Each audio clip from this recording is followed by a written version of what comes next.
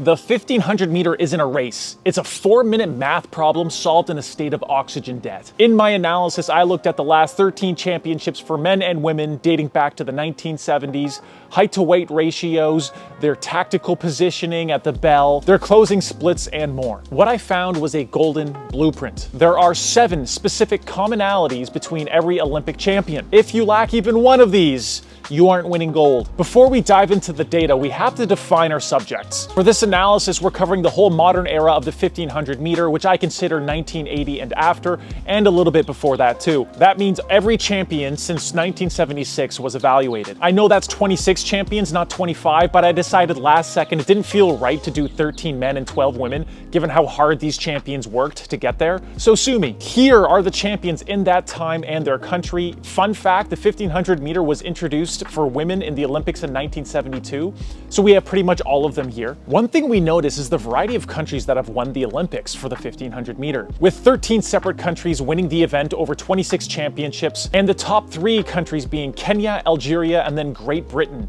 winning over half of them, and Kenya taking the bulk of that. The first thing I looked at for these athletes was age. Is there a sweet spot where your aerobic engine is fully developed, but your fast twitch fibers have yet begun to decline? Across our 26 champions, the average age of the Olympic 1500 meter gold medalist is 25.3 years old. However, there is a difference between the genders. The men's winners lean younger, with the average being 23.5. We see outliers like Asbel Kiprop and Jakob Ingebrigtsen winning at 19 and 20 respectively. The women, however, lean a little bit older, averaging 27.1 years old. We have legends like Kelly Holmes winning at 34 and Faith Kipyegon securing her 3rd gold at 30. 9 of the 13 female champions were aged 27 or older, compared to guys where 10 of the 13 champions were 26 or younger. The takeaway is you have a very narrow window. For men, if you haven't won by 27, your chances drop by 80%. Only Sebastian Coe and El Garouge have defied this. For women, the strength required to endure the rounds seems to be in their late 20s. That's their physiological peak. So there's a difference. Let's talk about physical attributes. The 1500 meters is a fast and long race. If you're not a 1500 meter specialist, it is very common for 800 meter runners moving up and 5,000 meter runners moving down to feel like the race is going super fast 500 meters in. When you see there's 1,000 meters left of a race, it's common to feel scared if you haven't been there before. That's a long way out and you've been running fast for a little more than a lap. And there are certain physical characteristics that handle these speeds with the oxygen debt they've accumulated. Here is the weight and height for each Olympic champion. The average height for men was around 5 foot 10 inches, while the average height for women was 5 foot 4. So very average height in terms of the general population. But then the average weight for men is 137.6 pounds. And 112.8 pounds for women. These athletes are skinny. They have very low body fat percentages and have slight builds. The average BMI for men is 19.8 and 19.4 for women. However, that doesn't mean you can't be a little bit heavier. There are only 2 athletes with a BMI over 20.6, and that was McLuffy in 2012 and Johnny Walker in 1976, both having a whopping 22.6 and 22.1 BMI respectively. So as much as Olympic champions trend towards being as skinny as a post, it's not a set rule, and there are bigger athletes that can and have won. And another thing with the height and weight of these athletes is how long their limbs are compared to their bodies. Most of these champions have disproportionately long levers. Asbel Kiprop and Faith Kipyegon come to mind. There's a paper comparing the pant length of 5'9" Hicham El Garouge and 6'4" Michael Phelps, the swimmer, and they both have the same pant length at 32 inches. That's insanity and highlights my point. Most people think the 1500 meters is an endurance race. They're wrong.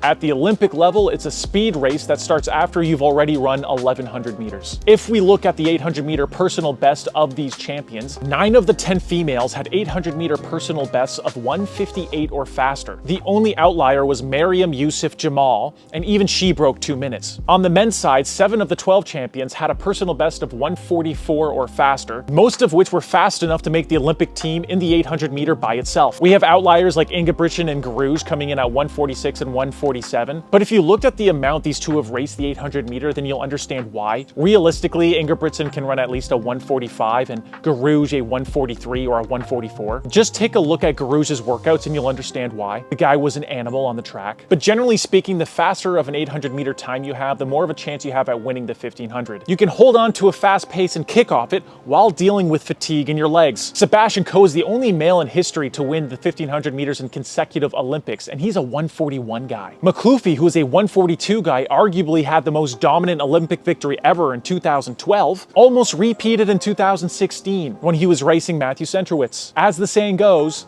speed kills. Same story on the women's side. Tatiana Kazankina was a 154 girl and won the Olympics in the 1500 meter twice, once in 76 and once in 80. The commonality here is that in order to win the Olympics, you have to be at least a 145 guy and a 158 female. Any slower than that, then you'll struggle to survive the gear change when the leaders start dropping 12.100 meters or 14.100 meters on the female side. An endurance-based runner's lactate levels will redline, while an 800 meter type runner will still be operating within their speed reserve. The next rule if you want to win the men's Olympic 1500 meter is there is a 52-second closing requirement, meaning pretty much off of every pace you have to be able to close in around 52 seconds. In 1976, Johnny Walker closed in 52.5 seconds. In 2024, Cole Hawker closed in 53.4, but he did that after opening the first 1100 meters in 2:34. So the golden number for men is 52 seconds. For the women, that number is 59 seconds. Though Kipyegon seems to be changing the rules of the game, regularly closing her races in 58 seconds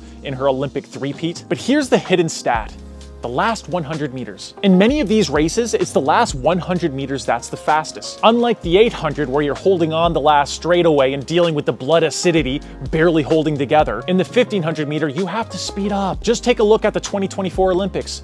Even though Hawker closed in 53.5, his last historic 100 meter charge was done in 13.0 seconds. That was an Olympic record race, so they were already going fast. And it's the same story on the women's side. This just isn't sprinting, it's sprinting under extreme acidosis. To do this, these 26 champions share a specific biomechanical trait. Their vertical displacement stays constant. Even when exhausted, their heads don't bob and their hips don't drop. They maintain their height, or stay tall as they say, for as long as they can until they finish. I track the position of every winner 3 laps into the race with 300 meters to go, so 20% of the race left to run. Take a second to pause the video here and guess what place each of these Olympic champions were heading into the last 300 meters of the race. Out of the 26 Olympic champions, 8 were in first place and 12 were in second place, which means 20 of the 26 athletes were in the top 2 going into the back straight. Only 1 athlete was outside of the top 5 going into the last 300 meters of the race, and that was Kelly Holmes in 2004, when she was in 7th. And as a reminder, the 1500 meter finals is a race of 12 people. What does this tell us when 77% of the athletes who win the Olympics are in the top 2 heading into the last bit of the race? This tells us that positioning is absolutely crucial, and having the fitness to make or match a move going into the last lap is critical for a chance to win. For the best chance at winning the Olympics, you either have to make a powerful move at some point to the front of the pack and run to the finish line holding everyone off, or you have to match the move of the person who makes it and then pass them sometime in the last 300 meters. This runs against the common adage amongst professional runners, which is whoever is the most patient wins the race. You need to be in the top 2 for the best chance to win with 300 meters to go. If you wait until then to make a move, then it's already too late. And why this doesn't surprise me is the mathematics behind this. Especially in the Olympics before 2020, races were mostly slow until sometime in the last 400 meters. When athletes were this good and you're running that slow, everyone in the race feels good in the final lap. And you are at such a disadvantage being 5 to 10 meters behind when an athlete ahead of you makes a big move to the finish line. To make up 5 meters going into the final lap, you will need to run 0.65 seconds faster than the leaders. To make up 10 meters is running 1.3 seconds faster than the lead group. And that's not taking into consideration the extra meters you're going to be running passing all of the runners in front of you. It doesn't take into consideration the inefficiency of passing your competitors who don't want to be passed, the little accelerations and bursts to get you ahead. It's an uphill battle if you leave it too late.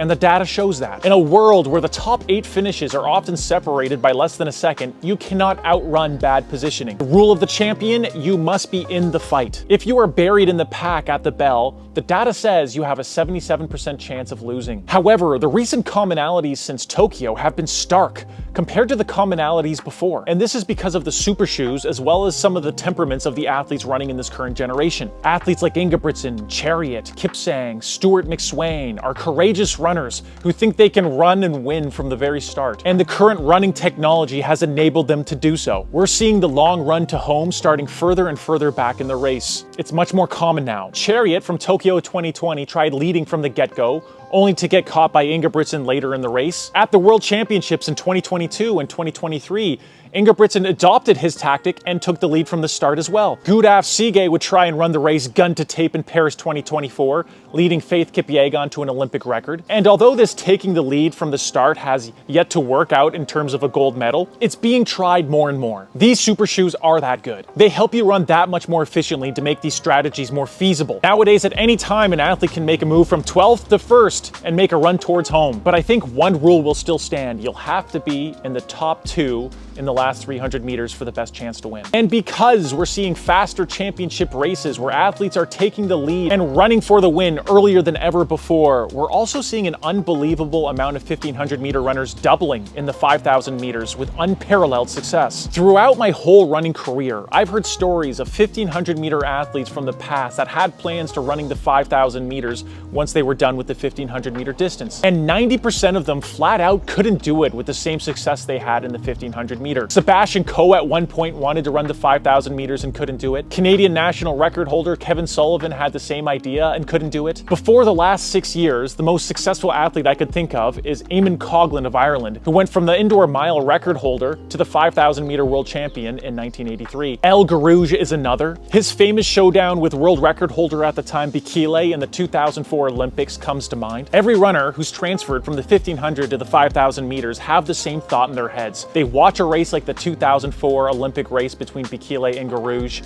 and they think that because they have a fast 1500 meter, they'll have a faster last lap than the 5,000 meter guy. The key is just to hold on until that point. And for generations, this has been the anomaly, not the normal. Very few athletes pulled it off, but things are changing. Now we're seeing the 1500, 5000 meter double being more and more common at global championships, as well as 1500 meter specialists transferring their training to the 5000 meters. And the aerobic engine of a 5000 meter runner is insane and gives these athletes the fitness and confidence to take the lead in a 1500 meter at whichever point of the race. Ingebrigtsen, who's a self-proclaimed 1500 meter runner, is an Olympic and world champion in the 5000 meters. Cole Hawker just did the same thing in the 2025 World Championship for the 5,000 meters after winning the 1500 meter in Paris 2024. On the women's side, you have the likes of Kipyegon and Sifan Hassan, who are global medalists in the 1500 and the 5,000 meter. We've seen a change in the championship blueprint. The days of Matthew Centrowitz circa 2016 that were the normal for generations will become much less common now, as everyone's in-race medal conditions will be different. There aren't just 800 meter, 1500 meter hybrids anymore. There are now more 1500 meter, 5,000 meter monsters. So if we're going to build the perfect 1500 meter champion in a lab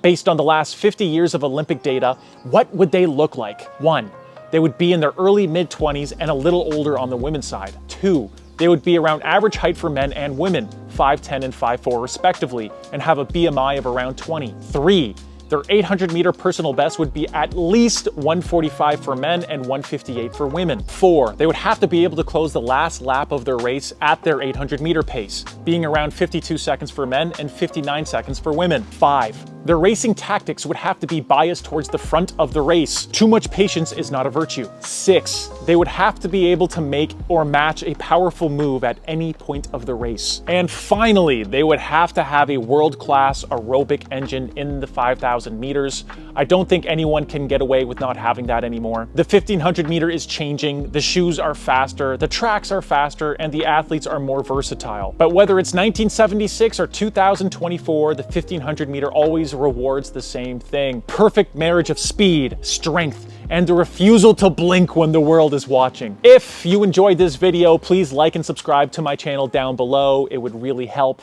And on that note, I'll see you guys next time.